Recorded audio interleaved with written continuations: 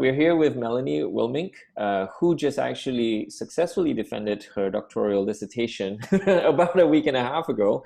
And we wanted to find out her experiences kind of going through this in a really, really unconventional format. So yeah, Melanie, could you just give us some background information, like who was your supervisor and what your dissertation was about?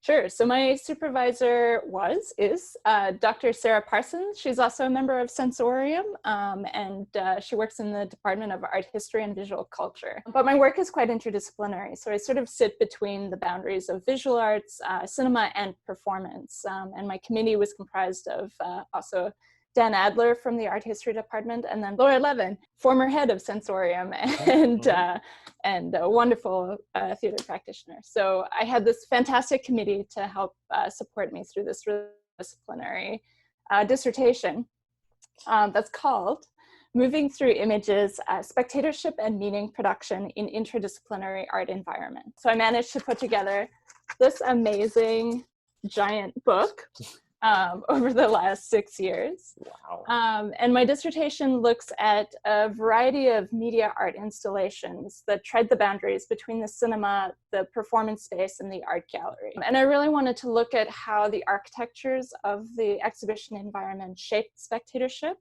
and how these particular immersive artworks sort of pushed against the boundaries and the conventions of what the exhibition space says you're supposed to feel.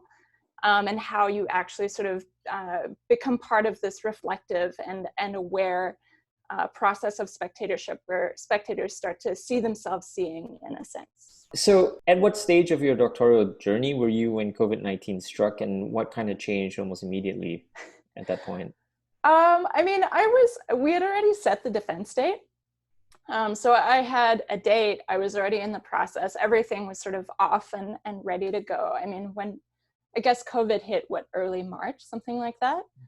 And my defense date was set for April 7th. So it was about a month away. And really, it didn't actually impact me that much because I was already sort of isolated at home. I wasn't TAing this semester in person anyway. So I was working on a virtual blended class. So I was already living the life of social isolation.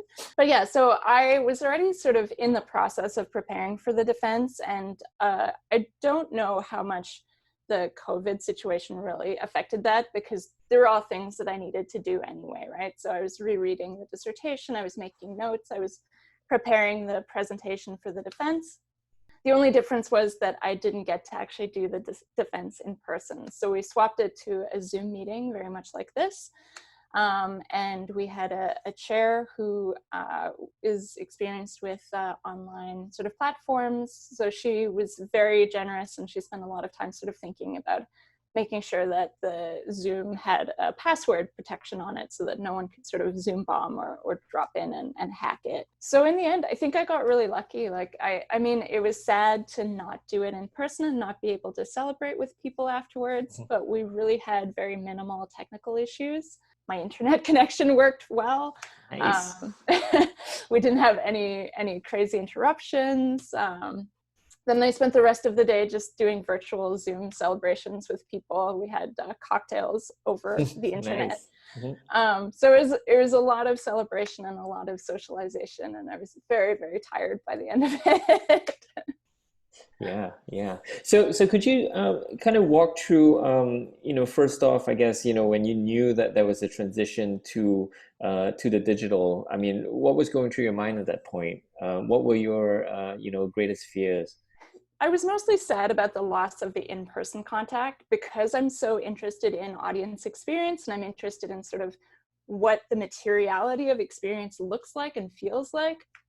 It felt like the virtual wouldn't give me that same sort of feeling as an in-person defense. And I mean, it didn't, right? So the in-person is clearly something that can't be replaced, but the conversation that we had was still wonderful.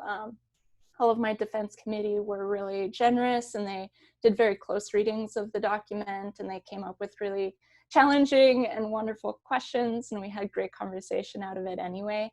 And hopefully, I mean, I think that it didn't change the quality of the defense at all. It's just sort of the format of it.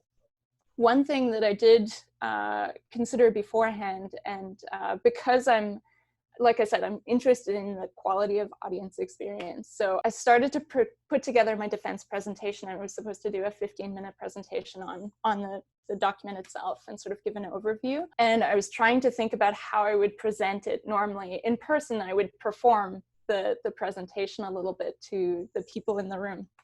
And then I started to practice that presentation for a camera, and I realized how different it was to perform for a camera and not for a group of actual human beings.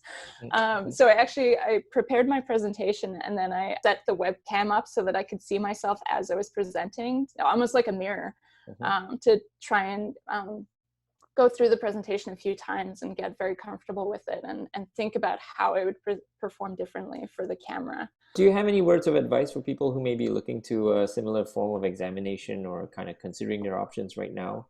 I mean, I thought a lot about sort of the technical issues beforehand. Some people may not spend as much time thinking about it or not be as comfortable with the technology. So I would say practice some of that technology, or at least get used to some of the interfaces, because that's going to affect sort of the quality of the discussion as well, depending on how tech savvy you are and how tech savvy the rest of the committee is.